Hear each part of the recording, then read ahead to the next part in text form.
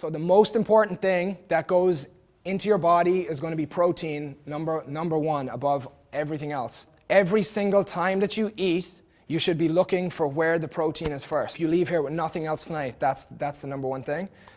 So the first thing that we're going to look at from protein is TEF, and that stands for thermo effect of foods.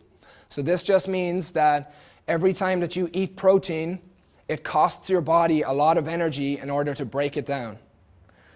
Repair, cellular and muscular. So people kind of tend to think of protein shakes and everything like that immediately after a workout as just kind of like you've caused damage to your muscles, and that's good damage, not bad.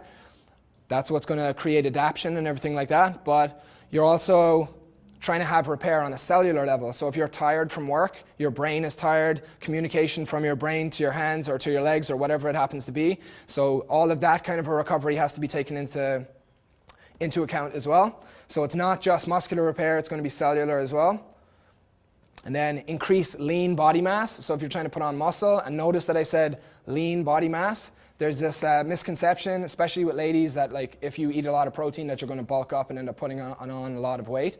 So I would argue that the ladies of the gym that have the biggest muscles are actually the leanest and look the best.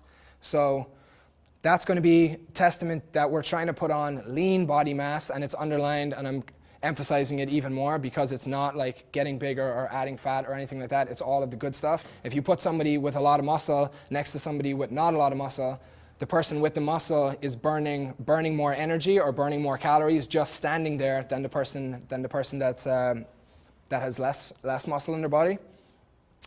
Satiety, so protein fills you up meal to meal. Not being hungry is going to be a huge thing. And for people that are on the road or have big gaps between times that they eat, that's going to be a huge deal for them. And then always P over C, so protein over carbohydrate. So if you ever have an option, you're rushing and you have an option to grab one thing and you have a choice between protein or carbohydrates, always go with the protein. It's going to have more, it has more nutrient density, it's going to have all of these benefits going into your body, and that carbohydrates won't. And then RX, so the basic prescription for protein as a starting point is going to be 1 gram per pound of body weight a day. Okay, so that seems crazy, and the people that I've started doing this consulting with recently, I think I'm doing it with 6 or 7 of you guys at the moment, you don't eat enough. And it's crazy to think, especially for the people who are trying to lose weight, that you have to eat more food in order to lose it. And there's different variations of this. This is just a baseline starting point. Some people might do best energy-wise and performance-wise and all that with 0.8 of a gram. Some people are 1.25. It goes up as high as 2 grams for people that are trying to gain a lot of weight and a lot of muscle. But this is just a baseline measurement.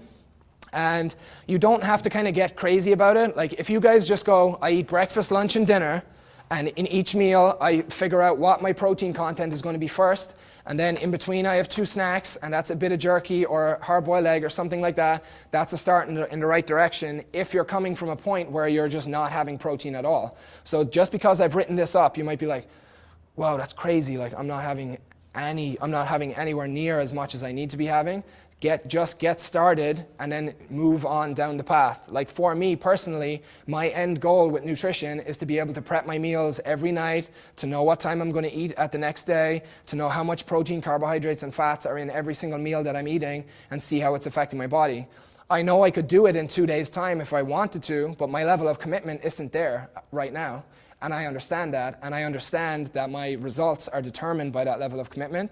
So just understanding that first is the beginning, and when you start to throw out like grams of this and grams of that and weighing and measuring and stuff, you kind of tend to lose people because they just think it's too complicated. It's very simple. Just make sure that you have protein in every meal, and that'll get you on a starting point and start building the awareness of, I felt good after I ate this, I felt bad after I ate that, and just kind of use that as a process of elimination.